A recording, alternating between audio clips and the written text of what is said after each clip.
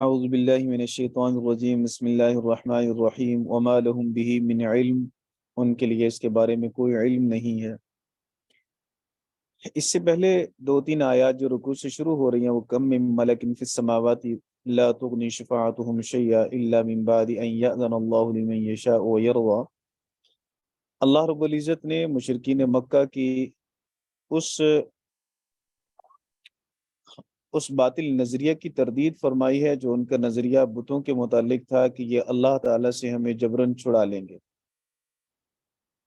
شفاعت قہری، شفاعت جبری، شریعت اس کا رد کرتی ہے بار بار۔ قرآن کریم نے اس کی بڑی شد و مد کے ساتھ تردید فرمائی ہے۔ دوسری شفاعت ہے جو بھی اذن ربی ہی ہوگا، اللہ رب العزت کی اجازت سے شفاعت ہوگی، وہ شفاعت قرآن پاک سے ثابت ہے۔ مشرکین مکہ جن ملائکہ کی خیالی صورتیں بنا کے ان کی پوجا کرتے تھے، تو ان کے بارے میں ان کا نظریہ یہ تھا کہ ہم ان کی عبادت کرتے ہیں، یہ ہم سے راضی رہیں گے، تو اللہ رب العزت نے اگر ہمیں پکڑا بھی صحیح تو یہ ہمیں چھڑا لیں گے۔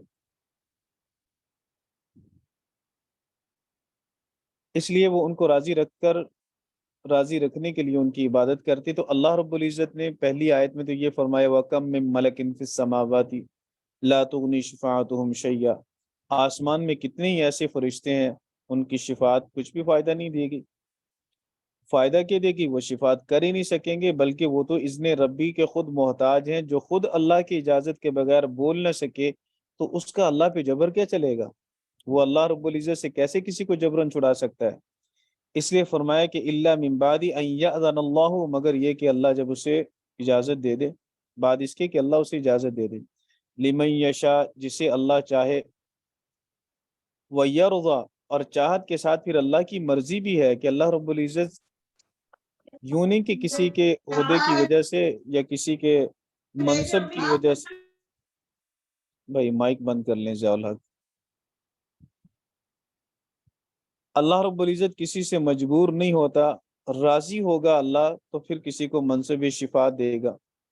پھر ملائکہ کے بارے میں مشرکین مکہ کا ایک یہ بھی بڑا برا خیال، برا نظریہ تھا کہ وہ ملائکہ کو مؤنث سمجھتے تھے، اور اسی لیے وہ اس ملائکہ کو اللہ کی بیٹیاں قرار دیتے تھے۔ ان الذین لا یؤمنون بالآخرہ، بے شک وہ لوگ جو آخرت پر ایمان نہیں لاتے، لا یسمون الملائکہ، وہ ملائکہ کے نام رکھتے ہیں تسمیۃ الانثی، حالانکہ اللہ تعالیٰ نے ملائکہ کو مذکر اور مؤنث سے پاک رکھا، ان کے اندر تذکیر و تانیث کا سلسلہ نہیں، اولاد کا سلسلہ نہیں ہے، اس لیے ان کو مذکر یا مؤنث کے ساتھ تعبیر کرنا یہ ٹھیک نہیں تھا۔ پھر خاص طور پر انہیں اللہ کی بیٹیاں قرار دینا اور عورتوں والے نام ان کے رکھنا، یہ خود ملائکہ کی توہین ہے۔ پھر اللہ رب العزت نے فرمایا کہ وَمَا لَهُم بِهِ مِنْ عِلْم، اس کا ان کے پاس کوئی علم نہیں ہے کہ انسان چلے کوئی بات کرے، کوئی نظریہ بناتا ہے، کوئی بیانیہ انسان بناتا ہے، تو اس کی کوئی بنیاد تو ہوتی ہے۔ ان بدبختوں کے پاس کوئی بنیاد ہی نہیں، بغیر کسی وجہ کے، بغیر کسی دلیل کے، بغیر کسی علم کے ایسی مفروضے قائم کر رہے ہیں جو خود انسانی عقل کے خلاف ہے۔ کوئی بھی ذی شعور، ذی سمجھ، ذی عقل انسان وہ ایسا کام نہیں کرتا کہ ایسے بیتوکی باتیں کرتا رہے جس کی کوئی دلیل ہی نہ ہو، کہیں ثبوت نہ ہو اس کا۔ تو ان کے پاس، مشرکین مکہ کے پاس تو کوئی ثبوت نہیں ہے۔ وَمَا لَهُم بِهِ مِنْ عِلْمٍ إِنْ يَتَّبِعُونَ إِلَّا الظَّنَّ، وہ اتباع نہیں کرتے مگر ظن کی۔ ظن کا معنی بے سروپا باتیں، بے سروپا باتیں، بے دلیل باتیں، جن کا کوئی ثبوت نہ ہو، جن کی کوئی بنیاد نہ ہو، اساس نہ ہو۔ میں نے کل بھی عرض کیا تھا کہ ایک ظن یقین کے مقابلہ میں استعمال ہوتا ہے، جب ظن یقین کے مقابلہ میں استعمال ہو تو وہ قابل اعتماد ہوتا ہے، جیسے دلیل ظنی آپ فقہ کے اندر پڑھیں گے۔ اس ظن کا معنی وہ نہیں ہے کہ مضبوط دلیل نہیں تو کمزور دلیل ہے، اس ظن کا معنی یہ ہے کہ دلیل سرے سے ہے ہی نہیں، جو بات کر رہے ہیں وہ بات صرف خیالی ہے، وہمی ہے، اس کے پاس اس بات کی کوئی اساس نہیں ہے، بنیاد نہیں ہے۔ وَإِنَّ الظَّنَّ لَا يُغْنِي مِنَ الْحَقِّ شَيْئًا، جبکہ اس ظن کے مقابلہ میں حق ہے، اور حق وہ ہے جو ثابت ہے، حق وہ ہے جو واجب ہے، حق وہ ہے جو دلیل پہ کھڑا ہے، اور اس کے پاس مضبوط دلیل ہے حق۔ تو حق اللہ رب العزت کی طرف سے آنے والا نظریہ، اللہ کی طرف سے دیے جانے والا پیغام، نبی پاک صلی اللہ علیہ وسلم کی طرف سے دیے جانے والے عقائد و نظریات ہیں کہ ملائکہ اللہ کی مخلوق ہے، ملائکہ نور سے پیدا ہوئے، تذکیر و تانیک سے پاک ہیں، اولاد ملائکہ کی نہیں ہے، ملائکہ اللہ رب العزت کے فرما بردار اور مطیع ہیں، ملائکہ مستقل مخلوق ہیں، نعوذ باللہ اللہ کی اولاد نہیں ہے، ملائکہ اللہ رب العزت کے تکوینی طور پر مأمور ہیں۔ یہ جو ملائکہ کے بارے میں عقائد ہمیں قرآن پاک نے دیے، یہ سب حق ہیں۔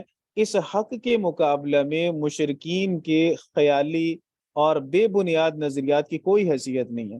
اسی لیے اللہ نے فرمایا وَإِنَّ الظَّنَّ، بے شک ظن یعنی بے بنیاد باتیں، لا یغنی من الحق شیئا، حق سے کچھ بھی کام نہیں آئیں گے، مطلب حق کے مقابلہ میں ان کی کوئی حیثیت نہیں۔ لیکن پھر بھی اگر باطل اپنے بطلان پر قائم رہتا ہے اور وہ اس پہ ڈٹا رہتا ہے، باوجود اس کے کہ حق پر دلائل قائم ہے، وہ دلائل میں غور و فکر نہیں کرتا، تدبر نہیں کرتا، وہ اسی غلط بات پہ قائم رہتا ہے، تو پھر آپ کو کیا کرنا ہے؟ کیا آپ برابر اسے سمجھاتے ہی رہیں گے، اس کے پیچھے پڑے ہی رہیں گے؟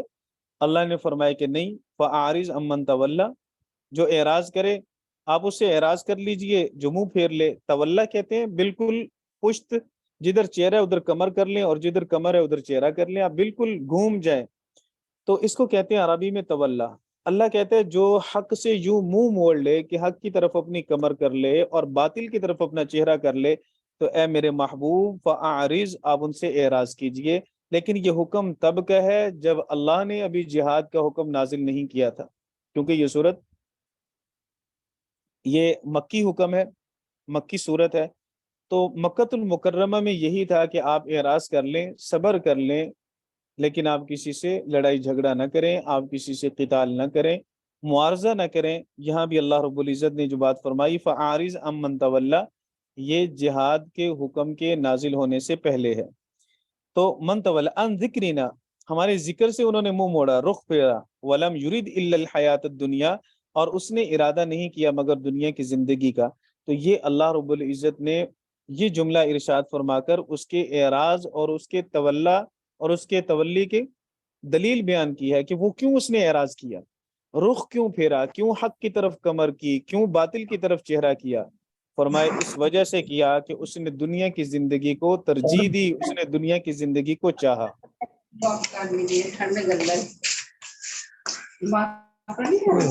10 بجے نہیں آتی ہے روٹی اتنی لیٹ کی ہے۔ ارم احمد مائک بند کر لیں بھائی۔ یعنی بائک کیوں آن ہوتا ہے پھر سمجھ آتی۔ جی جزاک اللہ۔ تو فرمایا کہ ولم یرید، اس نے ارادہ نہیں کیا، الا مگر حیات الدنیا، الحیات الدنیا، دنیا کی زندگی کا، اس نے دنیا کی زندگی کو چاہا، پھر دنیا کی زندگی کی چاہت نے اسے آخرت سے ایسے اندھا کیا، اس نے حق سے ایسے آنکھیں بند کی اس کی کہ اس نے حق میں تدبر غور و فکر کرنے کی جسارت بھی نہ کی، غور و فکر کرنے کی کوشش بھی نہ کی، اور اس باطل ہی کی طرف منہ موڑ لیا۔ اللہ فرماتا ہے ذالک مبلغہم من العلم، یہ جو اپنے آپ کو بڑے عاقل سمجھتے ہیں یہ ان کا مبلغ علمی ہے، بڑے اپنے آپ کو سمجھدار کہنے والے اور اپنی سمجھ اور اپنی عقل پہ اتنا ناز کرنے والے کہ خود رسول کو کہہ رہے ہیں کہ آپ کی جگہ رسول ہمیں ہونا چاہیے تھا، عہدہ ہمارے پاس، سرداری ہمارے پاس، مالداری ہمارے پاس، لیکن ان کا اپنا مبلغ علمی یہ ہے کہ انہوں نے دنیا ہی کو ساری زندگی سمجھ لیا، ان کی عقل نے اتنا بھی راستہ انہیں نہیں دکھایا کہ بھائی انسان کو اللہ نے دنیا میں پیدا کیا اور اتنی نعمتیں دیں اور انسان کو اچھائی کا مکلف بنایا، تو کیا یہ ساری چیزیں ایسے بیکار پیدا کر دی اللہ نے؟ چاند سورج ستاروں کا نظام، زمین اور خشکی اور تری کا نظام، درختوں کا نظام، یہ سب کچھ اللہ تعالیٰ نے ایسی فضول میں پیدا کر دیا، کوئی مقصد نہیں ہے اس کا؟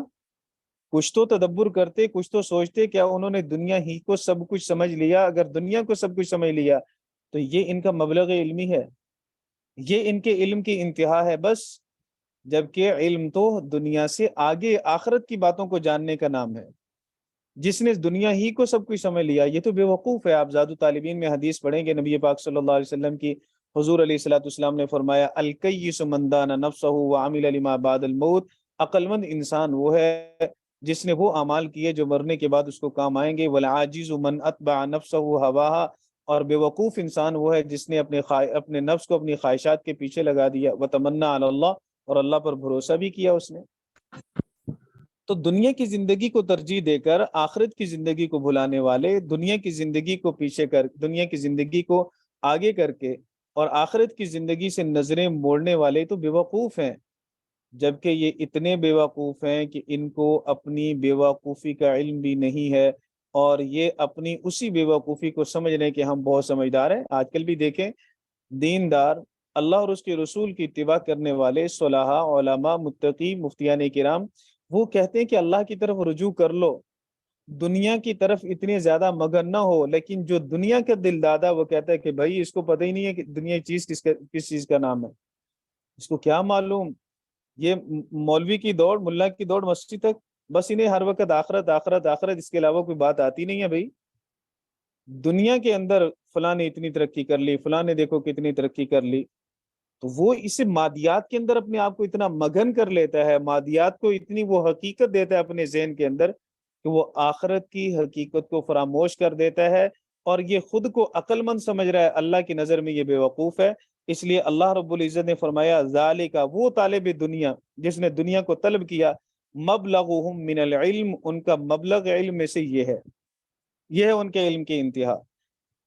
باقی پھر اپنے اس علم کی انتہا کی وجہ سے دنیا کے عہدوں پر فائز ہو کر دنیا کے مالداری کو اکٹھا کر کے وہ سمجھتے کہ ہم عاقل ہیں۔ اللہ کہتا ہے کہ ان ربک هو اعلم بمن ضل عن سبیلہ وهو اعلم بمن اهتدى۔ نبی کریم صلی اللہ علیہ وسلم، ان کے جانشین، ان کے خلفاء، ان کے نائبین، ان کے وارثین جب دین حق کی دعوت دیتے ہیں اور اللہ کی طرف بلاتے ہیں اور جنت کی ترغیب اور جہنم سے ترہیب دلاتے ہیں، تو یہ دنیا دار کہتا ہے، دنیا میں مگن انسان کہتا ہے کہ یہ تو گمراہ ہے، بھئی اسے تو پتہ ہی نہیں کس چیز کا، یہ تو دنیا کے مزوں سے ناواقف ہے، دنیا کی لذتوں سے ناآشنا ہے۔ لہٰذا ایسی باتیں کرنے والے کو گمراہ کہتے ہیں، اور خود اپنے آپ کو سمجھتے کہ ہم بڑے ٹھیک راستے پر ہیں۔ اللہ کہتا ہے کہ بھائی، اللہ رب العزت فرماتا ہے ان ربک، بے شک تیرا رب جس نے تجھے پیدا کیا، جس نے تجھے دنیا کے اندر بھیج کے تیری تربیت کا انتظام کیا، جس نے تجھے موت دینی ہے، جس نے موت کے بعد قبر سے زندہ کرنا ہے، جس نے جنت اور جہنم کا ٹھکانہ تمہارے لیے طے کر رکھا ہے، یہ رب ان ربک ہوا اعلم، وہ خوب جانتا ہے، بمن ضل عن سبیلہ، اس شخص کے بارے میں جو اس کے راستے سے گمراہ ہے، وہ اعلم، اور وہ خوب جانتا ہے، بمن اہتدی، اس شخص کے بارے میں جو ہدایت پر ہے۔ اس لیے اللہ رب العزت نے اس جملے کے اندر اپنا علم بیان کیا کہ میں جانتا ہوں کون ہدایت پر ہے اور کون گمراہ ہے، اور اللہ کی نظر میں ہدایت پر وہی ہے جو تعلیمات الہیہ پر عمل کرے، جو تعلیمات نبویہ پر عمل کرے، اور جو اپنی آخرت کو اپنا مقصد بنائے، اپنی دنیا کو اپنی ضرورت بنائے، دنیا کو مقصد نہ بنائے، ضرورت کے تحت دنیا کو حاصل کرے لیکن اس کو مقصد بنا کر آخرت کو فراموش نہ کر دے، اپنے مقصد یعنی آخرت کے حصول کو اپنے ذہن میں رکھے، تو یہ ہدایت پر ہے۔ لہٰذا کفار کا مسلمانوں کو گمراہ کہنا، یا نام نہاد مسلمان دنیا داروں کا دینداروں کو گمراہ کہنا اور ان کو غیر عاقل کہنا، بے وقوف کہنا، نہ سمجھ کہنا، یہ ساری چیزیں اس آیت کے خلاف ہیں۔ اللہ رب العزت نے انہیں عاقل کہا، سمجھدار کہا، جو اللہ رب العزت کی رضا کی خاطر اعمال کر کے اپنی آخرت اور عقبہ کی فکر میں رہتے ہیں۔ پھر اللہ رب العزت نے اپنی قدرت کو بیان کیا۔ یہاں تو اللہ تعالیٰ نے اپنا علم بیان کیا کہ میرا علم وسیع ہے، تمہیں معلوم نہیں کہ کون زیادہ ہدایت پر ہے اور کون ہدایت پر نہیں، میں جانتا ہوں۔ پھر آگے اللہ نے اپنی قدرت کو بیان کیا، وَلِلَّهِ مَا فِي السَّمَاوَاتِ وَمَا فِي الْأَرْضِ، اللہ ہی کے لیے وہ کچھ ہے جو آسمانوں میں اور جو کچھ زمینوں میں ہے۔ جب اللہ کی قدرت بھی سب سے زیادہ اور اللہ کا علم بھی سب سے زیادہ، تو پھر اللہ رب العزت اس بات پر بھی قادر ہے کہ جو گناہ کرے، نافرمانی کرے، اللہ اسے بدلہ دے سزا کی صورت میں، اور جو اعمال صالحہ کرے اللہ اسے بدلہ دے جزا کی صورت میں، انعام کی صورت میں۔ اس لیے اللہ رب العزت نے فرمایا لیجزی الذین اساءوا بما عملوا، تاکہ اللہ بدلہ دے، لیجزی الذین اساءوا، الذین اساءوا، جنہوں نے برائی کی، تاکہ بدلہ دے ان لوگوں کو جنہوں نے برائی کی، بما عملو، ان کے اعمال کی وجہ سے جو انہوں نے اعمال کیے، جو انہوں نے اعمال کیے ان کے اعمال کا اللہ انہیں بدلہ دے۔ اس لیے ظلم کا بدلہ اتنا ہی ملے گا جتنا کسی نے ظلم کیا، گناہ کی سزا گناہ سے زیادہ نہیں ملے گی، اس لیے کہ اللہ عدل کرے گا اس معاملہ میں۔ لیکن نیکیوں کا بدلہ اللہ بڑھا کر دے گا، کیونکہ نیکیوں کا بدلہ دینے میں اللہ عدل نہیں بلکہ فضل کرے گا۔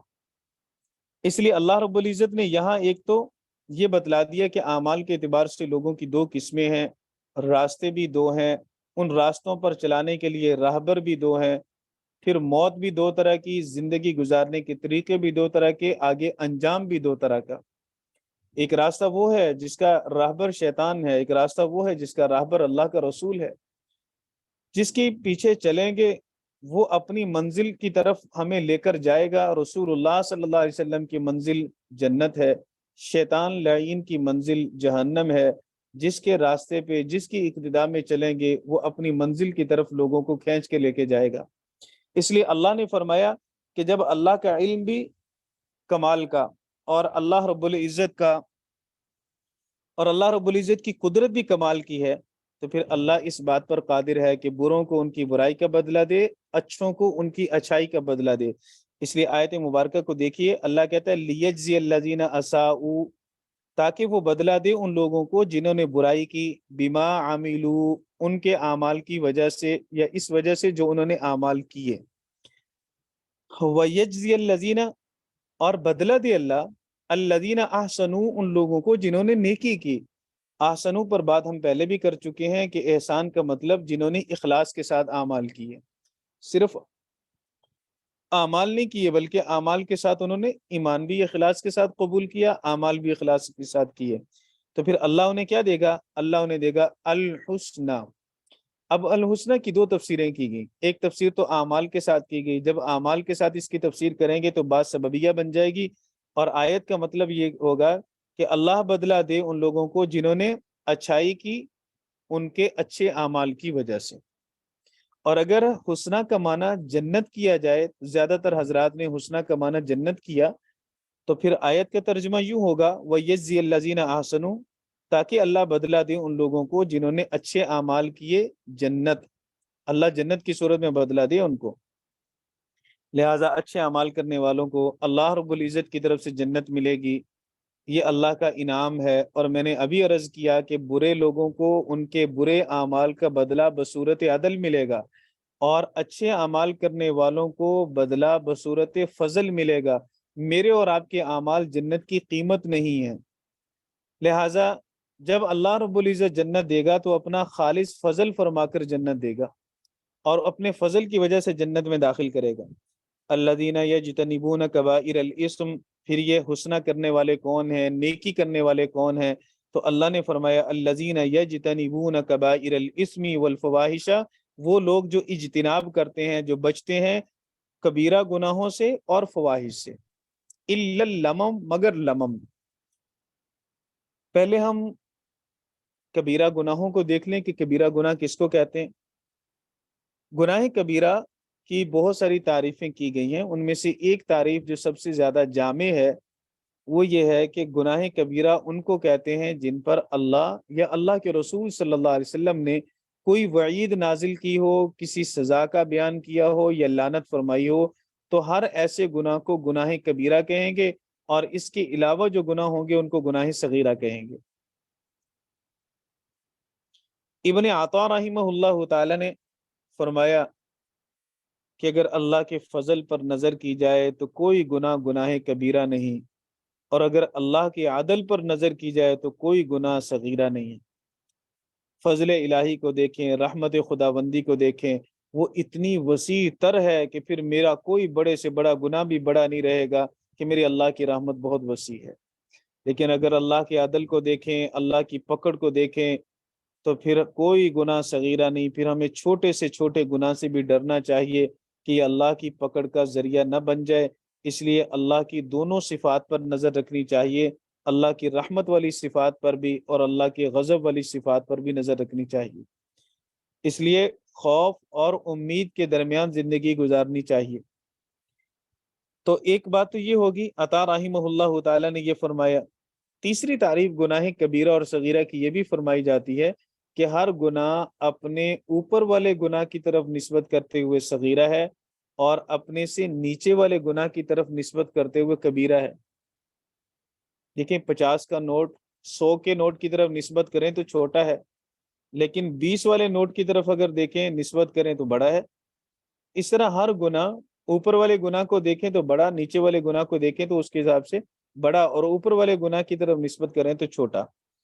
تو بہرحال پہلی تعریف آپ ذہن میں اتنی ذہن نشین فرما لیں گے کہ وہ گناہ جس پر اللہ نے یا اللہ کے رسول نے کوئی لعنت کی ہو، یا اللہ اور اس کے رسول صلی اللہ علیہ وسلم نے گناہ پر سزا بیان کی ہو، تو وہ گناہ کبیرہ کہلائے گا، وگرنہ صغیرہ۔ دوسری بات والفواحش فرمایا، یہ عطف تفسیری ہے۔ عطف تفسیری کا مطلب یہ ہے کہ کبائر اسم کے اندر یہ بھی داخل ہے، لیکن اس کی قباحت کو، شناعت کو بیان کرنے کے لیے اللہ نے الگ سے ذکر کیا کہ بے حیائی کے کام اللہ کے غضب کو اور جلال کو دعوت دینے والے ہیں، اس لیے اللہ رب العزت نے باقی کبیرہ گناہوں سے الگ کر کے اس کو بیان کیا تاکہ اس کی برائی زیادہ واضح ہو سکے۔ تیسرا لفظ آیت میں استعمال ہوا لمم۔ لمم کس کو کہتے ہیں؟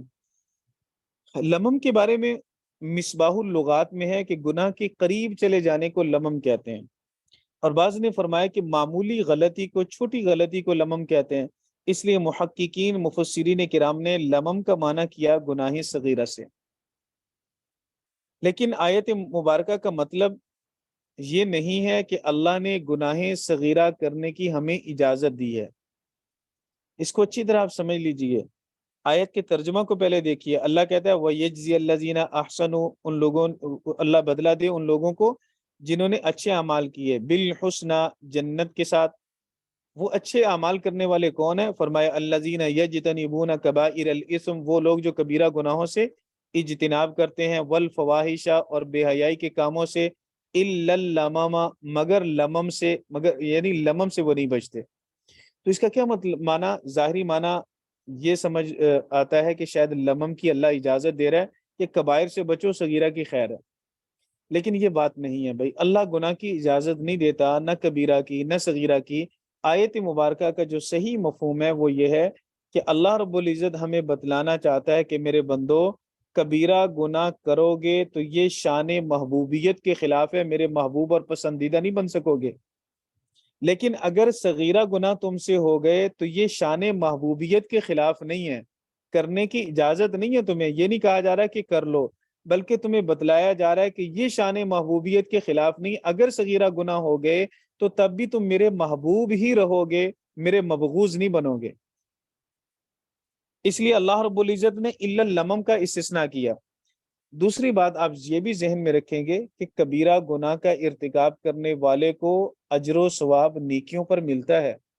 یوں نہیں کہ اگر کسی نے گناہ کبیرہ کو کرتا ہے، زنا کر لیا، بدکاری کی، چوری کی، ڈکیٹی کی، قتل کیا، تو اب اس کی نمازیں کسی کام کی نہیں ہے۔ نہیں بھئی، نماز پڑھے گا تو اس کی نماز کا اجر اپنی جگہ، اور گناہ کا جرم اس کا اپنی جگہ پہ رہے گا۔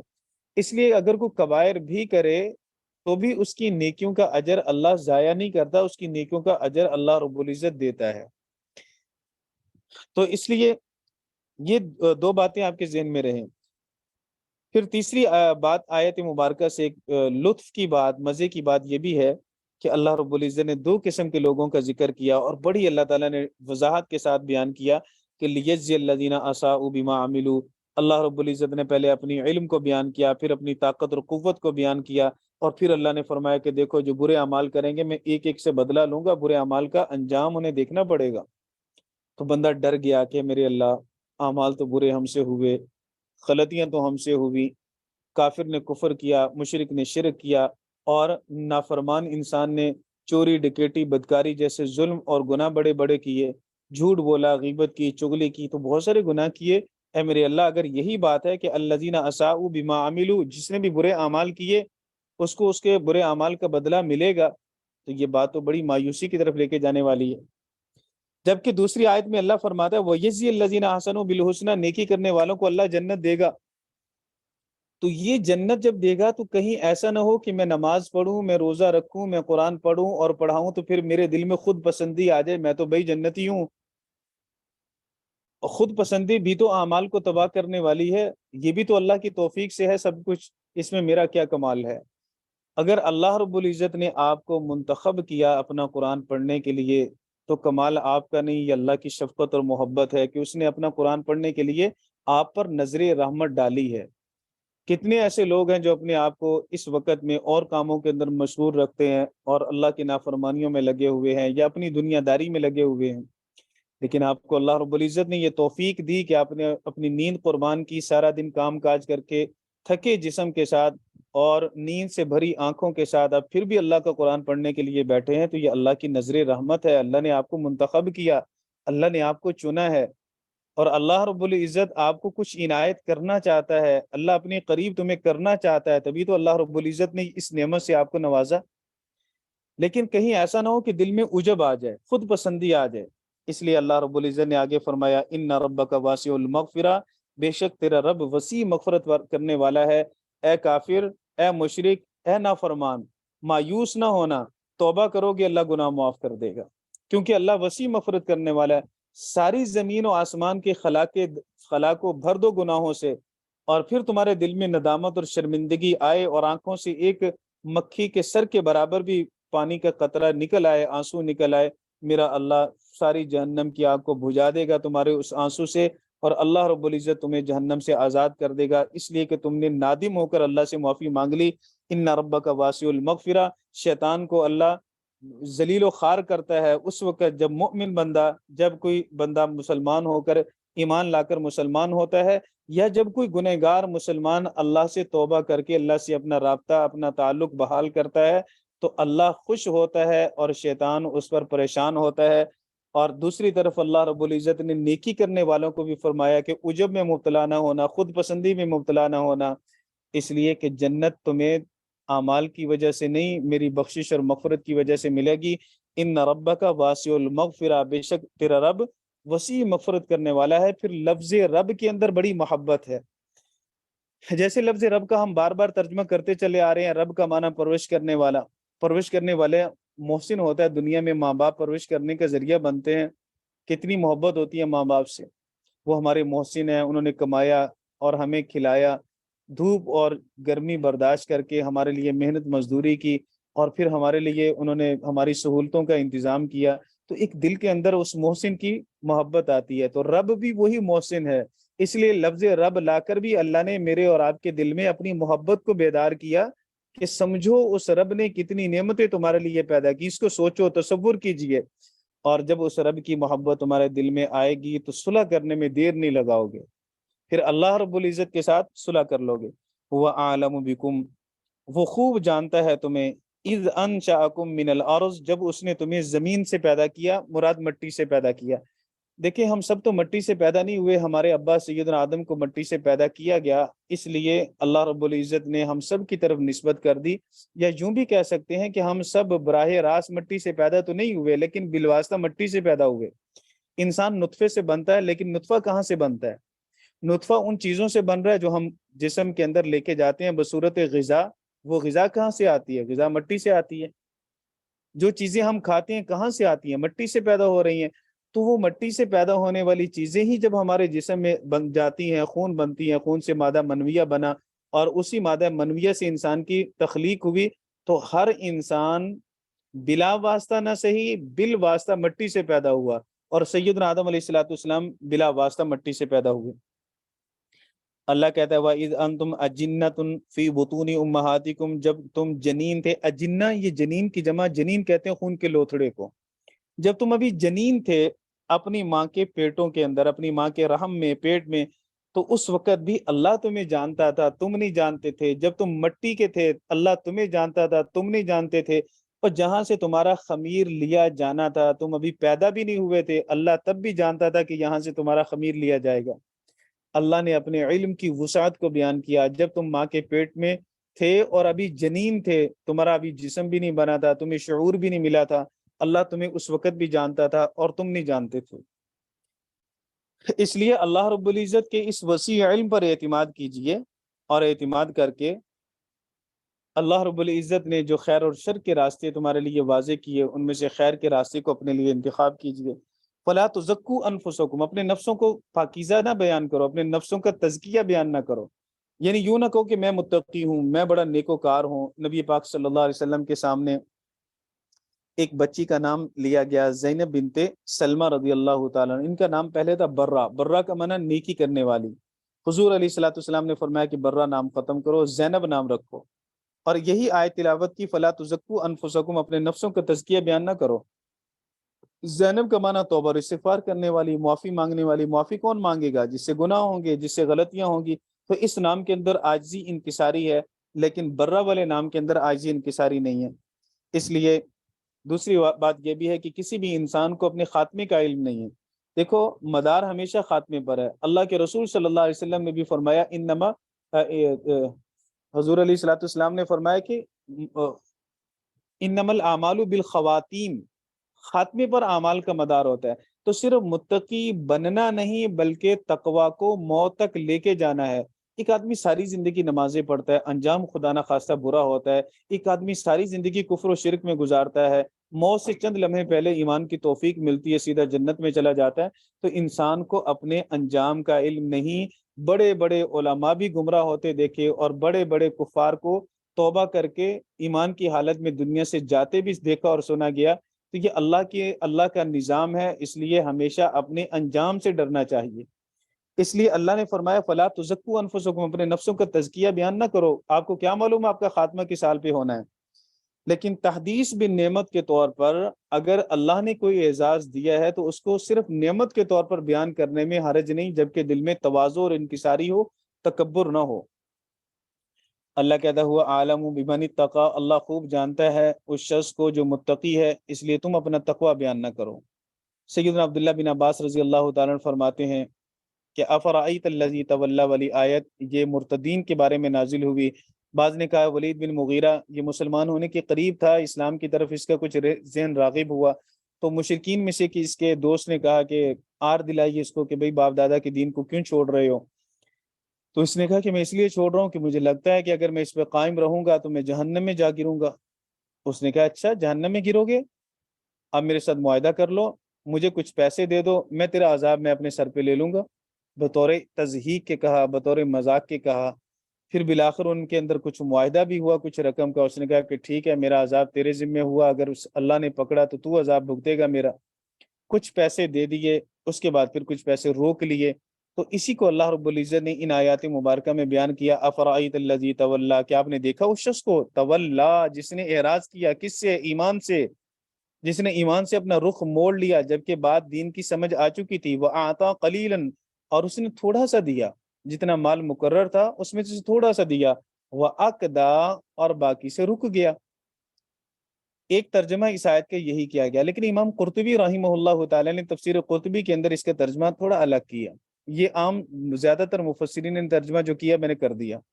انہوں نے کیا وَآتَى قَلِيلًا، اس نے تھوڑا سا اسلام کی حقانیت کو اپنی زبان سے بیان کیا۔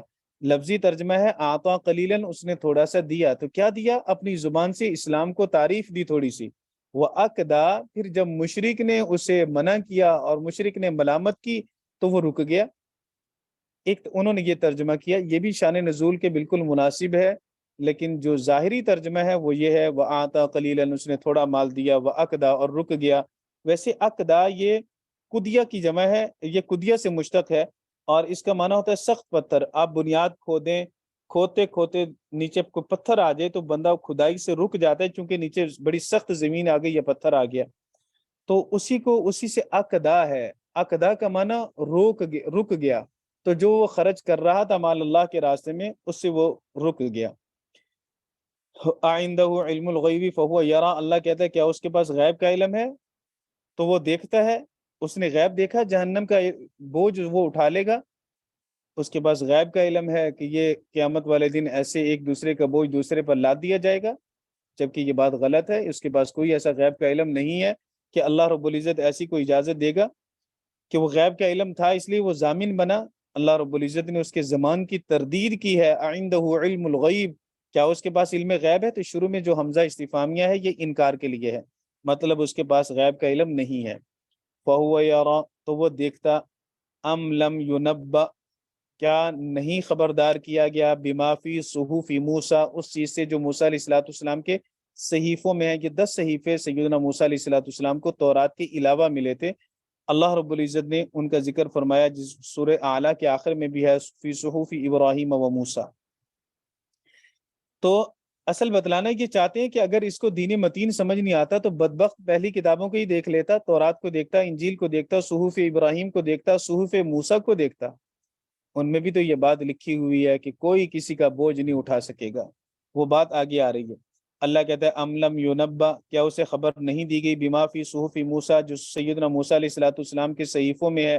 و ابراہیم الذی وفا اور ابراہیم علیہ السلام کے صحیفوں میں الذی وفا جس ابراہیم نے پورا کیا. کس چیز کو پورا کیا؟ اللہ کے ہر وعدے کو پورا کیا.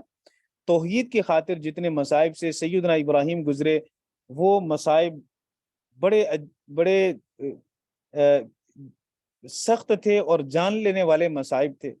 کہاں ماں باپ سے مخالفت لینی, پھر قوم اور معاشرے سے مخالفت لینی, پھر نمرود جیسی اس وقت کی پاور سے ٹکرانا اور اس کی چخا کے اندر جلنے کے لیے کود جانا, پھر وہاں سے سیدنا لوط اور سارہ کو لے کر ہجرت کرنا, اور پھر سیدہ ہاجرہ اور چھوٹے شیرخوار بچے اسماعیل علیہ السلام کو وادی غیر ذی زرع کے اندر چھوڑ دینا, اور پھر سیدنا اسماعیل کی گردن پہ چھری چلانا. یہ بڑی بڑی آزمائشیں تھیں, بڑے بڑے وعدے تھے اللہ کی طرف سے جن کو سیدنا ابراہیم علیہ السلام نے پورا کیا. اللہ کہتا ہے اللہ تزر وازرۃ وزر اخری یہ کہ کوئی نفس دوسرے نفس کا بوجھ نہیں اٹھائے گا. یہ تورات میں بھی ہے, صحف ابراہیم میں بھی ہے. کیا اس نے وہاں نہیں پڑھا؟ کس بنیاد پہ اس نے معاہدہ کیا کہ میں تیرا عذاب اٹھا لوں گا؟ وَأَن لَيْسَ لِلْإِنسَانِ إِلَّا مَا شَاءَ اور نہیں ہے انسان کے لیے مگر وہی جس کی اس نے کوشش کی. انسان کو اس کی کوشش سے زیادہ کا بدلہ نہیں ملے گا. جو کام کرے گا وہی انسان کو انجام کے طور پر دیکھنا پڑے گا. لیکن مولانا اس آیت مبارکہ سے یہ نہ سمجھ لیا جائے کہ ایصال ثواب وہ اس آیت کے منافی ہے. ہم کسی کو نفلی عبادات کے ذریعے سے ثواب پہنچائیں تو وہ نہیں پہنچے گا, کیونکہ اللہ کہہ رہا ہے کہ وَأَنَّ لِلْإِنسَانِ وَأَن لَيْسَ لِلْإِنسَانِ إِلَّا مَا شَاءَ کہ انسان کے لیے وہی کچھ ہوگا جس کی اس نے کوشش کی. تو مرنے والے نے تو کوشش نہیں کی, پھر بعد والا کوشش کر کے جو اس کے لیے ثواب بھیجتا ہے تو اسے کیوں پہنچے گا, کیسے پہنچے گا؟ اس لیے نبی کریم صلی اللہ علیہ وسلم کی بہت ساری احادیث سے ایصال ثواب ثابت ہے. سنن نبی داؤد کے اندر ہے, حضور علیہ السلام سے خاتون نے پوچھا یا رسول اللہ میری اماں فوت ہوگی, ان کے ذمہ کچھ روزے تھے, کیا میں ان کی طرف سے روزے رکھ سکتی ہوں؟ تو حضور نے فرمایا رکھ سکتی ہو. تو روزہ رکھ کے ثواب پہنچے گا اس کو, لہٰذا اس کا کچھ نہ کچھ کفارہ ہو جائے گا. تو نبی پاک صلی اللہ علیہ وسلم کی اس طرح اور بھی بہت ساری احادیث سے یہ چیز ثابت ہے. لیکن اسی طرح ابن قیم رحمہ اللہ تعالی نے بھی اس پر بڑی تفصیلی بحث کی ہے کتاب الروح کے اندر, اور تقریباً ائمہ اس پر متفق ہیں, اہل سنت والجماعت سب اس پر متفق ہیں کہ ایصال ثواب جائز ہے اور میت کو اس کا فائدہ ہوتا ہے. لیکن اگر کوئی کسی کے لیے نیکی کرے اور اس پر پیسے لے تو کیا پھر اس نیکی کا اجر ملے گا؟ تو جواب یہ ہے کہ ایسی صورت میں نیکی کرنے والے کو خود اجر نہیں ملے گا تو دوسرے کو کیسے ملے گا؟ دیکھیں عبادات پر, طاعات پر پیسے لینا شرعاً جائز نہیں ہے, اجرت لینا شرعاً جائز نہیں ہے. لیکن اگر کوئی شخص اجرت لیتا ہے طاعات پر, نیکیوں پر, تو اس کی اجرت کی وجہ سے نیکیاں ضائع اور بیکار ہو جاتی ہیں. اس لیے متقدمین کا تو یہی مسلک تھا, یہی فتویٰ تھا کہ کسی بھی طاعت پر, کسی بھی نیکی پر اجرت نہیں لی جا سکتی, خواہ وہ امامت ہو, خطابت ہو, درس و تدریس ہو, یا قرآن پاک ویسے کسی کے لیے تلاوت کرنا ہو, کسی چیز پر بھی اجرت لینا شرعاً جائز نہیں ہے. کیوں؟ پھر بعد کے متاخرین علماء نے, متاخرین فقہا نے اس بات پر اتنی اجازت دی کہ اگر کوئی شخص کلی طور پر اس کام میں مشغول رہتا ہے اور اس کی معیشت کا حرج ہوتا ہے تو پھر اس کے وقت کی قیمت اسے دینی چاہیے. لہٰذا ایک مدرس ہے, اس کا صرف یہی کام ہے, سارا دن بیچارے نے مطالعہ کرنا پھر پڑھانا ہے, تو وہ اور کوئی تو ذریعہ معاش اس کا ہو بھی نہیں سکتا. جب وہ کر نہیں سکتا تو اس کے لیے لازم ہے کہ ہم کچھ نہ کچھ معاوضہ مقرر کریں تاکہ اس کا دنیاوی حرج نہ ہو۔ اگر یہ اپنے کام کے اندر مشغول ہوتا ہے تو پھر دینی حرج ہوگا، لوگوں کو دینی تعلیم کون دے گا؟ امام صاحب ہیں، مؤذن صاحب ہیں، اگر وہ اپنے آپ کو دنیاوی کاموں کے اندر مشغول کر لیں تو دینی خدمت کا حرج ہوگا، اور دینی خدمت کے اندر اگر اپنے آپ کو مصروف رکھتے ہیں تو پھر گھر کی معیشت کیسے چلے گی؟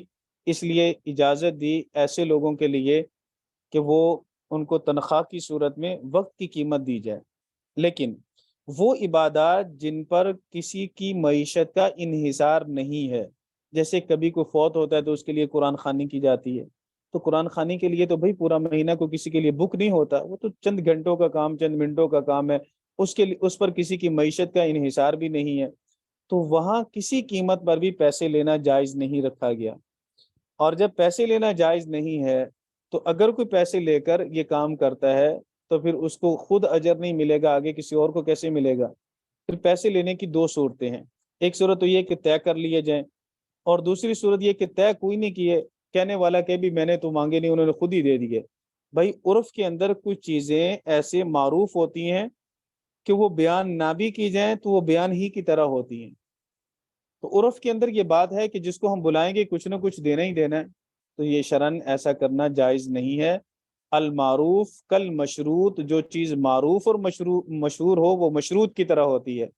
اس لیے دوسری بات یہ کہ اگر کوئی کسی کے لیے قرآن پاک کی تلاوت کرتا ہے اور پھر اس پر معاوضہ دیتا ہے تو یہ معاوضہ لینا شرعن جائز نہیں ہے، اور اس پر اجر و ثواب بھی نہیں ملے گا۔ علامہ عینی رحمہ اللہ تعالیٰ نے، جنہوں نے ہدایہ شریف کی شرح لکھی، آگے ہدایہ اب کتاب پڑھیں گے فقہ کی، انہوں نے فرمایا الآخذ والمعطی آثمانی، لینے والا بھی اور دینے والا بھی دونوں ہی گناہ گار ہیں، جب گناہ گار ہوں گے تو اجر بھی نہیں ملے گا۔ تیسری بات مولانا اس آیت مبارکہ کے متعلق آپ یہ سمجھ لیں کہ پھر اس آیت کا مطلب کیا ہوگا۔ حدیث مبارکہ کہہ رہی ہے کہ ثواب پہنچے گا، آیت کہہ رہی ہے وَأَن لَيْسَ لِلْإِنسَانِ إِلَّا مَا سَعَىٰ، تو اس کا صحیح جواب یہ ہے آیت مبارکہ کا کہ آیت مبارکہ سے مراد ایمانی صحیح ہے، اعمالی صحیح نہیں ہے، یا یوں کہہ لیں کہ آیت مبارکہ کا تعلق کفار کے ساتھ ہے، چونکہ پیچھے بات کافروں کی چلی آ رہی ہے، افرأیت الذی تولی وآتی قلیلا واکدا، تو یہ بات ساری اس کافر کی چلی آ رہی ہے جس نے دنیا کے اندر ایک معاہدہ کیا کہ میں تیرے عذاب کو لے لوں گا۔ اللہ رب العزت نے اس کی نفی فرمائی کہ کافر کو کسی کا کام، کسی کا عمل نافع نہیں ہوگا، فائدہ نہیں دے گا۔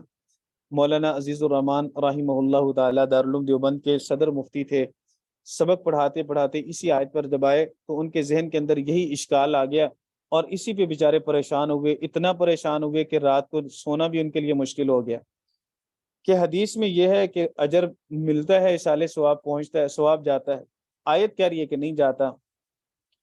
وہاں سے حضرت مولانا رشید احمد گنگوہی صاحب رحمہ اللہ تعالیٰ گنگوہ میں تھے، تقریباً 30 کلومیٹر کے فاصلے پر۔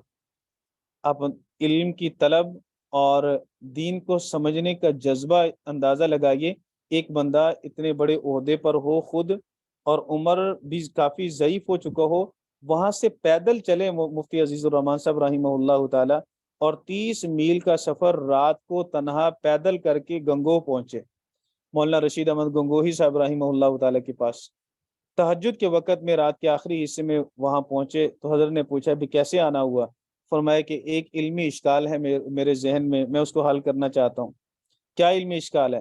فرمایا علمی اشکال یہ ہے کہ آیت میں یہ ہے کہ انسان کے لیے وہی کچھ ہوگا جس کی اس نے کوشش کی، جبکہ احادیث مبارکہ میں یہ ہے کہ انسان اگر کوئی نفلی عبادت کرتا ہے تو اس کا ثواب مرنے والے کو پہنچتا ہے، پیسے کی صورت میں صدقہ کر دے، نماز پڑھ کے بخش دے، روزہ رکھ کے بخش دے، تلاوت کر کے بخشش کر دے، تو ثواب پہنچتا ہے اس کا۔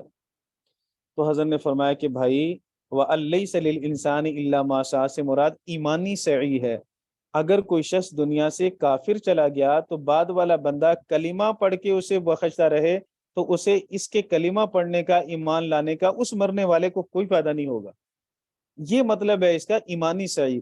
باقی رہی عملی صحیح، اگر کوئی کلمہ گو مسلمان دنیا سے چلا جائے اور پھر اس کے اعمال میں کوئی نقص ہے، کمی ہے، تو بعد والا بندہ اگر کوئی عمل کر کے اسے اس کا ثواب پہنچاتا ہے تو اسے ثواب پہنچتا ہے، یہ حدیث مبارکہ کا مطلب ہے۔ لہٰذا جو حدیث میں کہا گیا قرآن پاک نے اس کی نفی نہیں کی، جو قرآن پاک نے نفی کی حدیث مبارکہ میں اس کا اس بات نہیں ہوا۔ دونوں چیزیں اپنی اپنی جگہ پہ ٹھیک ہیں۔ قرآن پاک کی آیت کا مطلب یہ ہے کہ کوئی کافر ہونے کی صورت میں دنیا سے چلا گیا تو بعد والا بندہ ایمان لا کر اسے پہنچا نہیں سکتا۔ ایمانی صحیح اپنی اپنی ہے، ایمان کی صحیح کے اندر کوئی کسی کو فائدہ نہیں دے سکتا۔ اور حدیث مبارکہ میں اعمالی صحیح بیان کی گئی ہے کہ جس نے اعمال میں سعی کی، کوشش کی، تو یہ دوسرے کے لیے نافع بن جائے گی، اس کا فائدہ ہوگا بشرطے کہ وہ شخص مسلمان ہو۔ مولانا یہ بات آپ کو سمجھ میں آ گئی؟ جی الحمدللہ سب کو سمجھ آ گئی بات جی؟ ہمارا ٹائم بھی پورا ہو گیا، اصل میں آج مولانا ابراہیم صاحب نہیں، اس لیے ان کا وقت میں نے لیا ہے۔ اگر سمجھ نہ آئی ہو تو آپ مجھے بتلا سکتے ہیں۔ جزاک اللہ خیر۔ چلیں ٹھیک ہے، اللہ پاک آپ سب کو، ہم سب کو عمل کرنے کی توفیق عطا فرمائے۔ السلام علیکم ورحمۃ اللہ وبرکاتہ۔ وعلیکم السلام ورحمۃ اللہ وبرکاتہ۔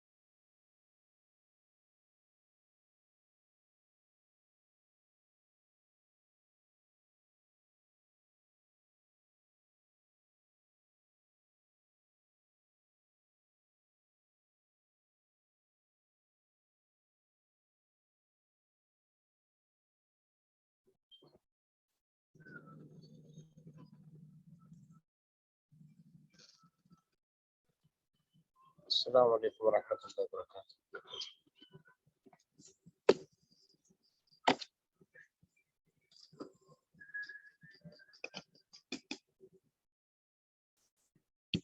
جواب دو، سارے خاموش ہو کے سو گئے ہو۔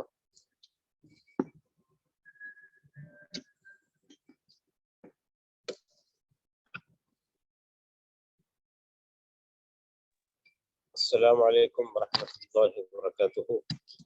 وعلیکم السلام ورحمۃ اللہ وبرکاتہ۔ کہاں سو گئے ہو؟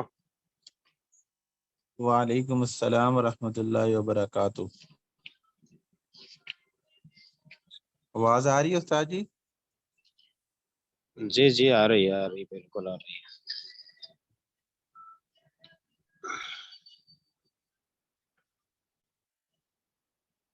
اچھا جی، سنائیے بھائی حدیث۔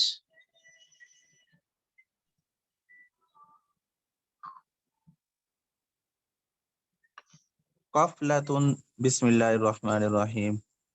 قفلۃ کغزوۃ، جہاد سے واپس لوٹنا جہاد کی طرح ہے۔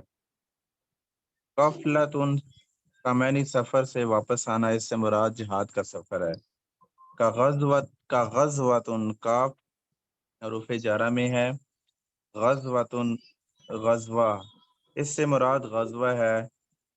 غزوہ وہ غزوہ جس میں نبی علیہ الصلوۃ والسلام نفس بنی خود شامل ہوں، یعنی جس غزوے میں آپ علیہ الصلوۃ والسلام خود شامل ہوں اس کو غزوہ کہتے ہیں۔ اور سرایا کے بارے میں استاد جی نے بتایا جس میں نبی علیہ الصلوۃ والسلام خود شامل نہ ہوں بلکہ جہاد میں روانہ کیا وہ صحابہ کو کسی کو امیر بنا کر۔ تو مطلب یہ ہے کہ ایک آدمی جہاد کے لیے جاتا ہے تو اللہ تعالیٰ اس کو جہاد کا ثواب عطا فرماتے ہیں، اور اگر وہ شہید نہیں ہوتا واپس آ جاتا ہے اور اس کا جذبہ بھی یہی ہوتا ہے کہ میں دوبارہ جہاد کے لیے جاؤں گا تو اس لیے پورے کروں گا، یعنی شہادت کا بھی جذبہ ہوتا ہے، تو اب وہ آ کر دنیا کے کام بھی کر رہے ہیں تو وہ اس کو بھی جہاد کا ثواب مل رہا ہے۔ تو اگلی حدیث، مطل الغنی ظلم، مطل ٹال مٹول کرنا غنی آدمی کا ظلم ہے، مالدار آدمی غنی آدمی اس کا ٹال مٹول کرنا یہ ظلم ہے۔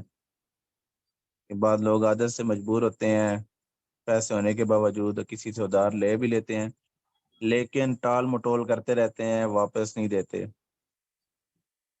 تو یہ اس کے بارے میں بتایا گیا کہ ایک شخص قرضہ لیتا ہے پھر واپس نہیں دیتا، پیسے ہوتے بھی ہیں باوجود اس کے وہ واپس نہیں کرتا، تو گویا کہ یہ خود اپنے لیے سزا کو حلال کر رہا ہے۔ مطل الغنی ظلم، کہ مالدار آدمی کا ٹال مٹول کرنا ظلم ہے۔ جی بھی اور کوئی ساتھی سنائے بھائی جو سوئے ہوئے ہیں؟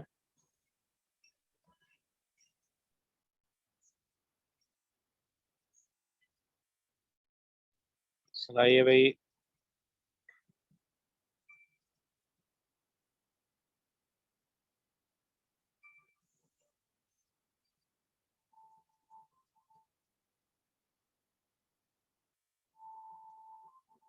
میرے خیال میں باقی سارے سوئے ہوئے ہیں۔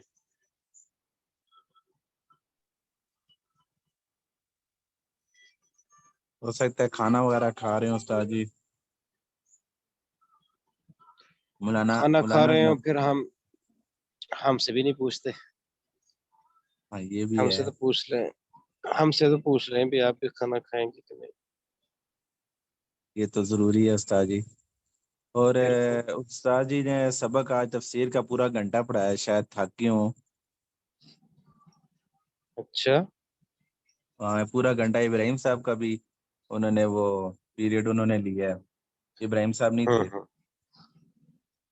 اچھا پھر ایسا کر لیتے ہیں، ان کو چلتے ہیں پھر ان کی خدمت کرتے ہیں، چل کے پوچھ لیتے ہیں کہاں کہاں رہتے ہیں، دباتے ہیں چل کے۔ عامر غلام قادر صاحب، ضیاء الرحمان صاحب، سکندر عباس، محمد شریم،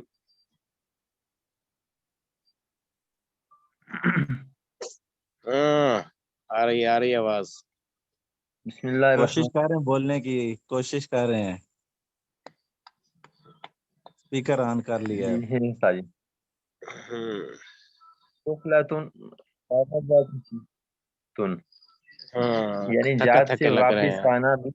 واقعی تھکے تھکے لگ رہے ہیں۔ جی صحیح۔ چلو خیر کوئی بات نہیں، تھکے ہوئے لگ رہے ہیں واقعی، چلو کوئی بات نہیں، ٹھیک ہے پھر آگے پڑھ لیتے ہیں۔ استاد جی یہ جو اس نحمدہ ونصلی، جی جی یہ حدیث مثل کے شروع میں ظلم صاحب، اچھا کیا یہ لکھا ہوا ہے کیا نوع چیز؟ آخر منہا، نوع آخر جی منہا، یہ شروع میں لکھا ہوا ہے، اس کا کیا مطلب ہے؟ ہم نے شروع میں پڑھا تھا الجملۃ الاسمیہ، جی پڑھا تھا نا، جی جی شروع میں۔ جملہ اسمیہ، یعنی آپ حضرات نے پڑھا ہے مبتدا اور خبر، جی استاد جی۔ مبتدا خبر دونوں مل کر جملہ جی اسمیہ استاد جی، بنتے ہیں۔ تو وہ حدیثیں ہم نے پڑھی ہیں جو جملہ اسمیہ تھی، شروع میں اسم تھا، جی جی السفر جیسے الف لام ہے، المؤمن الف لام ہے، البینۃ الف لام ہے، المہاجر، المجاہد، المسلم، المؤمن، یہ جملہ اسمیہ کی حدیثیں ہیں ساری، ٹھیک ہے۔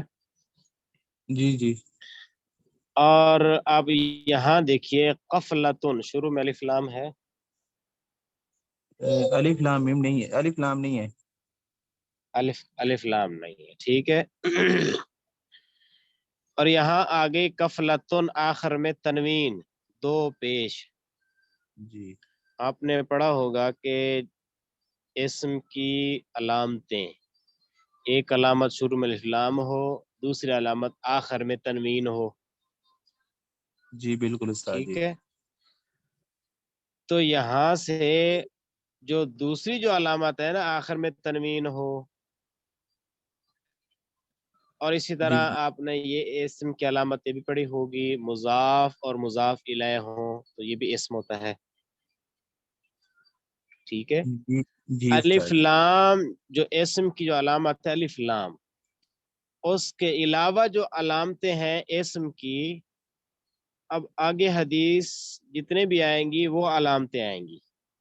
نوع آخرہ کا مطلب یہ ہے کہ منہا کا معنی اس سے مراد جملہ اسمیہ، یعنی جملہ اسمیہ کی آخر دوسری، نوع کا معنی قسم، جملہ اسمیہ کی دوسری قسم، سمجھ آ رہی ہے؟ نوع کا معنی جی قسم آگے، یعنی مطلب یہ ہے کہ حدیثیں آئیں گی لیکن وہ ہوں گی جملہ اسمیہ کی، لیکن جملہ اسمیہ کی دوسری ایک قسم ہے کہ آخر میں تنوین ہو، مضاف مضاف الیہ ہو، مسند مسند الیہ ہو، یہ آپ نے پڑھے ہوں گے۔ یہ حدیثیں آئیں گی آپ، پہلے حدیثیں وہ آئی تھی جن کی شروع میں الف لام تھا، اب جی حدیثیں وہ آئیں گی جن کے شروع میں الف لام نہیں ہے لیکن آخر میں تنوین ہے یا مضاف مضاف الیہ ہوں گے، یعنی جملہ اسمیہ کی جو دوسری علامتیں ہیں وہ والی حدیثیں آئیں گی، سمجھ رہیے؟ آخر اب دیکھو نا یہ قفلتن، یا آخر میں آخر میں تنوین والی یہ جملہ اسمیہ کی یہ علامت آ گئی۔ آگے مطل الغنی، مطل مضاف، الغنی مضاف الیہ، یہ جو اسم کی آپ نے علامت پڑھی ہے مضاف مضاف الیہ، یہ وہ قسم آ گئی۔ سید القوم، یہ بھی مضاف مضاف الیہ ہے، یہ بھی آپ نے وہی قسم جملہ اسمیہ کی علامت جو تھی مضاف مضاف الیہ، یہ اسم کی علامت ہے۔ حب کا، حب مضاف، کاف ضمیر، یہ مضاف الیہ ہے۔ تو یہ وہ قسمیں وہ آئیں گی علامتیں، جملہ اسمیہ کی دوسری قسم، یہ نوع آخر منہا کا معنی ہے کہ جملہ اسمیہ کی دوسری قسم، آخرو کا میں نے یعنی ہم نے نہیں الف کیا لام کے آخر کا معنی دوسری، ایک ہوتا ہے آخر، ایک ہوتا ہے آخر، خا کے اوپر اچھا زبر آ جائے تو معنی ہوتا ہے دوسرا، خا کے نیچے زیر آ جائے تو معنی ہوتا ہے آخری، جو سب سے اینڈ میں ہو، آخر میں ہو تو اس کو جی آخری کہتے ہیں، زبر آ جائے تو اس کا معنی ہوتا ہے دوسرا، تو نوع آخر منہا، جملہ اسمیہ کی دوسری قسم، سمجھ آئیے بھائی؟ جی استاد جی سمجھ آ گئی۔ ہاں، یہ میرے خیال میں بھول گیا تھا، پھر ترجمہ آپ نے اچھا کی یاد دلا دی ہے۔ وہ استاد جی آپ نے پچھلی جب حدیث پڑھائی تھی سفر والی، تو اس کے بعد آپ آگے شروع جی جی، کروا کر یہ بتانے لگے تھے تو پھر وہ وقت ختم ہو گیا تھا۔ ہاں شاید پھر پھر میں بھول گیا تھا، اچھا کیا آپ نے یاد دلا دیا ہے۔ جی جی آگے دیکھیے، نحمدہ و نصلی علی رسولہ الکریم، اما بعد، سید القوم فی السفر خادمہم، سید القوم فی السفر خادمہم، سید القوم فی السفر خادمہم، یہ عبارت ہے، لفظی معنی ذرا دیکھ لیجئے۔ سید کا معنی ہوتا ہے سردار، قوم کا معنی قوم ہے، 3 آدمی 4 آدمی، جماعت کو بھی قوم جماعت کو بھی کہتے ہیں، ایک جماعت ہو، 6 آدمیوں کی جماعت ہے، 3 آدمیوں کی، 5 کی، 6 کی، 7 کی، 8 کی، 12 کی، جیسے تبلیغی جماعت والے ہوتے ہیں، جماعت کو بھی کہتے ہیں۔ قوم بھی وہی جو زیادہ لوگ جو ہوتے ہیں، تو یہ قوم ہو گیا۔ فی کا معنی یہ حروف جارہ میں سے، اس کا معنی میں۔ السفر کا معنی آپ نے پیچھے پڑھ لیا، مسافر کہتے ہیں سفر۔ خادم کا معنی جو خدمت کرنے والا ہو۔ ہم ضمیر یہ غائب کی ضمیر ہے، یہ قوم کی طرف لوٹ رہی ہے۔ سید القومی، قوم کا سردار۔ آپ نے علم النحو کے اندر پڑھا ہوگا، مضاف اور مضاف الیہ کا جو ترجمہ کرتے ہیں، پہلے مضاف الیہ کا ترجمہ کرتے ہیں، بعد میں مضاف کا ترجمہ کرتے ہیں۔ سید یہ مضاف ہے، القوم یہ مضاف الیہ ہے۔ ہم جو ترجمہ کریں گے پہلے القوم کا کریں گے، پھر سید کا معنی کریں گے۔ ترجمے میں اردو میں مضاف الیہ پہلے آتا ہے، مضاف بعد میں آتا ہے۔ عربی میں مضاف پہلے آتا ہے، مضاف الیہ بعد میں آتا ہے۔ سمجھ آ گئی بھئی، یہ فرق ہے۔ تو سید القومی، قوم کا سردار، فی السفری سفر کے اندر، خادمہم ان کا خادم ہے۔ قوم کا سردار سفر میں، خادمہم ان کا خادم ہے۔ قوم کا سردار سفر میں ان کا خادم ہے۔ سردار سے مراد امیر ہے۔ یہ تو حدیث کا ترجمہ ہو گیا۔ اس حدیث کا مطلب یہ ہے کہ جو جماعت جا رہی ہو، کہیں بھی چلی جائے، اس جماعت میں جو انسان اس جماعت کی خدمت کرتا ہے، جو انسان اس جماعت کا خادم ہوتا ہے، حقیقت میں وہی خادم ان کا امیر ہوتا ہے۔ اگرچہ امیر کسی اور کو ہی بنا دیا جائے، امیر اگرچہ کوئی اور ہو، لیکن حدیث کی روح سے امیر وہ آدمی ہے جو جماعت کی خدمت کر رہا ہوتا ہے، اس کو امیر کہتے ہیں۔ امیر وہ آدمی ہے جماعت کے اندر جو جماعت کی خدمت کر رہا ہوتا ہے، اس کو حقیقت میں وہ امیر ہے حدیث کی روح سے۔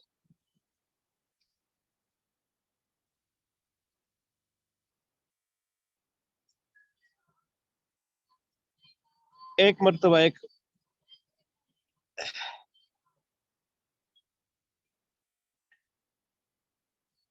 ابو علی بہت بڑے اللہ والے گزرے ہیں،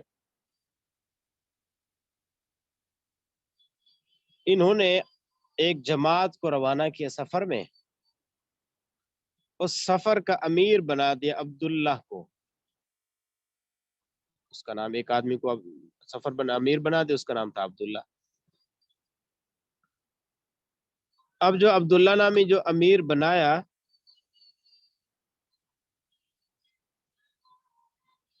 اس نے یہ کام کیا، جماعت کا جتنا بھی سامان تھا وہ سارا سامان اپنے اوپر اٹھا کے جا رہا تھا۔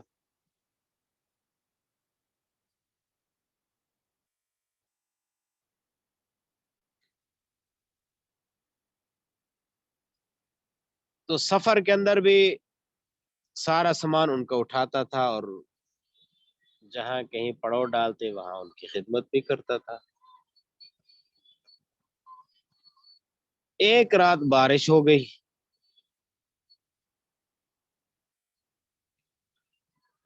ساری رات پھر اس نے جو اس کے ساتھ جو ساتھی گئے ہوئے تھے، ان ساتھیوں کے اوپر کپڑا تان کر کھڑا رہا کہ ان کے اوپر بارش کے قطرے نہ آئے، کیونکہ یہ بھیگ نہ جائے۔ تو جنہوں نے امیر بنایا، جن کا نام ابو علی تھا، اس نے کہا کہ آپ یہ کیوں کر رہے ہیں یہاں،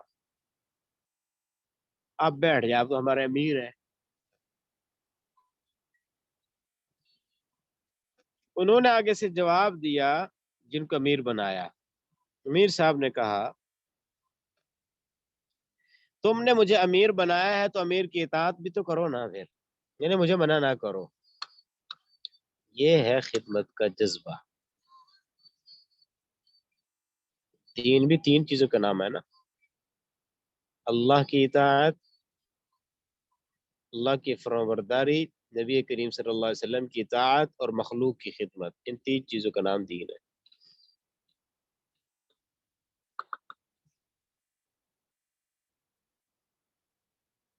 تو یہ پہلے زمانے کے لوگوں میں دیکھو کتنے خدمت کا جذبہ ہوتا تھا. تو یہاں فرمایا گیا سید القوم فی السفر خادم، قوم کا سردار سفر کے اندر ان کا خادم ہوتا ہے. حدیث سمجھ میں آگے بھی کہ نہیں سمجھ آئی؟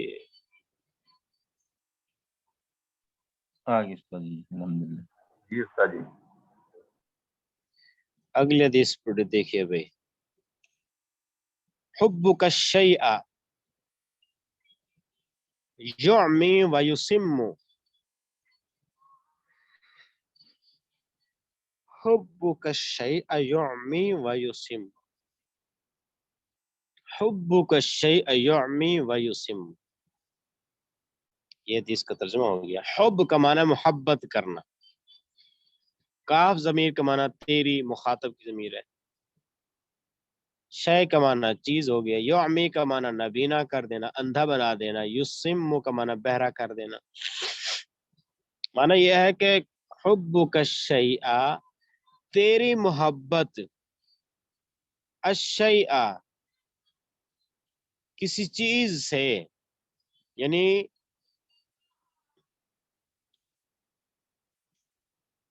تیری محبت کسی چیز سے ہو جائے، وہ تجھ کو یومی اندھا کر دیتی ہے، ویسم اور بہرا کر دیتی ہے. یعنی کسی چیز سے محبت کرنا تجھ کو اندھا بنا دیتی ہے اور بہرا بنا دیتی ہے. کسی چیز سے محبت کرنا تجھ کو اندھا کر دیتی ہے اور بہرا بنا دیتی ہے.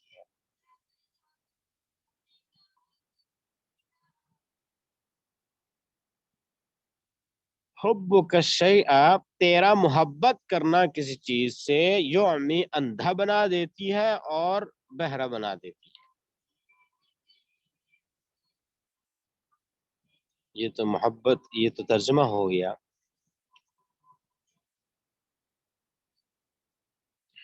محبت کس کو کہتے ہیں بھی؟ محبت کہتے ہیں انسان کی جو سب سے زیادہ جو پسند کی چیز ہوتی ہے، انسان اس کی طرف، اس کی جو طبیعت ہے مائل ہو جاتی ہے. جو چیز انسان کو پسند آ جائے، انسان کی طبیعت اس کی طرف مائل ہو جاتی ہے، اس کو محبت کہتے ہیں. تو اس حدیث پاک کے اندر انسان کی فطرت کو بیان کیا گیا ہے کہ انسان جب کسی سے محبت کرتا ہے تو وہ محبت اس انسان کے اوپر ایسی غالب آ جاتی ہے، ایسی غالب آ جاتی ہے کہ اس کو اپنے محبوب کے علاوہ کوئی اور چیز نظر ہی نہیں آتی. بس اس کو محبوب ہی نظر آتا ہے اور کوئی چیز نظر نہیں آتی.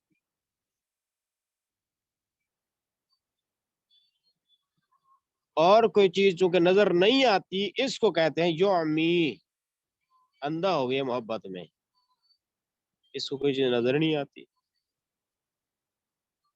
اچھا یہ تو اندھا ہو گیا. اسی مبارہ کیا ہے کہ اگر اس کو کہا جائے او بھائی تو کیا کام کر رہا ہے یار، کس کام میں پڑا ہوا ہے یار، فلاں لڑکی کی محبت میں تو یار گرفتار ہو گیا ہے یار، تو خدا کا خوف کر لے، عقل سے کام لے یار، کہاں جا رہا ہے. اب وہ جو محبت کرنے والا انسان ہے وہ ان کی باتوں کو نہیں سنے گا، بلکہ وہ یہ سمجھتے ہیں کہ یہ مجھے برا بلا کہہ رہے ہیں، کیوں مجھے ایسے کہتے ہیں، ایسا نہ کہیں.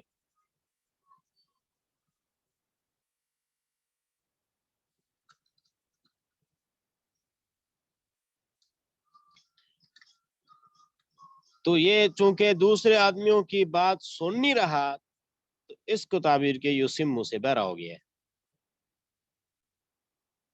محبت جو ہو گئی وہ محبت ایسی غالب آ گئی کہ اندھا ہو گیا محبت میں اور بہرا ہو گیا. ایسے نا آج کل ہم کہتے ہیں اندھی محبت ہو گئی، یہ محبت میں اندھا ہو گیا بھائی، کہہ دیتے ہیں نا محبت میں اندھا ہو گیا. جیسے ایک شاعر نے کہا ہے جو لوگ اس محب کو ملامت کرتے ہیں، اس کی جو ملامت والی جو باتیں ہوتی ہیں لوگوں کی، وہ باتیں اس کے دل کے ارد گرد رہتی ہیں اور محبوب کی محبت دل کے اندر رہتی ہے. یعنی ملامت کرنے والوں کی ملامت دل کے میں نہیں لے جاتا. ایک کان سے سنا، جیسے کہتے ہیں ایک کان سے سنا دوسرے کان سے نکال دیا، وہ والی بات ہو گئی کہ ملامت کرنے والوں کی ملامت کی پرواہ نہیں کرتا، بس محبت محبوب کی محبت دل میں ہے تو بس اسی میں فریفتہ ہو گیا. یہ مطلب ہے کہ کسی چیز کی محبت تجھ کو اندھا کر دیتی ہے اور بہرا کر دیتی ہے. سمجھ آ گئی حدیث کی نہیں سمجھ آئی؟ جی استاد جی سمجھ آ گئی. اور ایک یہ جو استاد جی پچھلی حدیث ہے، اس کا ترجمہ قوم کا سردار سفر میں ان کا خادم ہوتا ہے. جی جی ان کا خادم ہوتا ہے، یہ ترجمہ ہے اس کا. چلیں بھی اب حضرات تھکے ہوئے ہوں گے، چلو 2 منٹ آپ کو دے دیتے ہیں، 3 منٹ آپ سانس لے لیں اور تھکاوٹ دور کر لیں. السلام علیکم ورحمۃ اللہ وبرکاتہ. وعلیکم السلام ورحمۃ اللہ وبرکاتہ. وعلیکم السلام.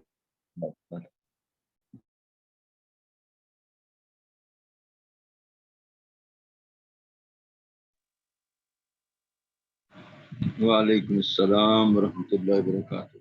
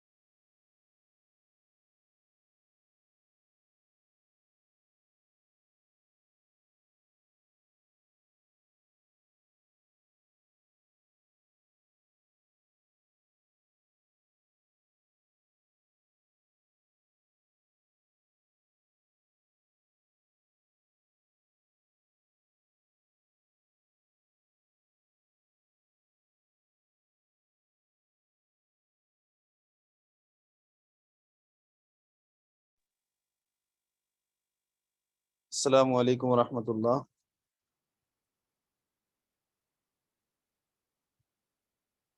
السلام علیکم ورحمۃ اللہ وبرکاتہ. وعلیکم السلام ورحمۃ اللہ وبرکاتہ. حضرت آپ چھٹی فرما لیں، یہ مولانا بلال صاحب مولانا اشل صاحب بھی نہیں ہیں تو چھٹی فرما لیں. جزاک اللہ. ٹھیک ہے استاد جی جی جی آج آگے اور تھوڑا سا پڑھ نہ لیں تفسیر کا، دیکھ رہے جی، پڑھنا تو پڑھا دیتے ہیں. یہ بھی باقی ساتھیوں کی کیا رائے ہے؟ یہ جا رہے دیکھیں ہیں یہ استاد، جی جی جی یاد جی بھی کرنا ہے، بوجھ نہ ابھی بن جائے. تین رہ گئے ہیں لوگ. جی پھر چلیں ٹھیک ہے نا، پھر کل انشاءاللہ. جی کل ہاں انشاءاللہ. ابھی لوگ کم رہ گئے. ٹھیک ہے جی، جزاک اللہ. عبداللہ بن عباس، آپ کہاں سے ہیں بھائی؟ استاد جی میں راول پنڈی سے ہوں. اچھا، راولپنڈی سے، ماشاء اللہ. اور سکندر عباس؟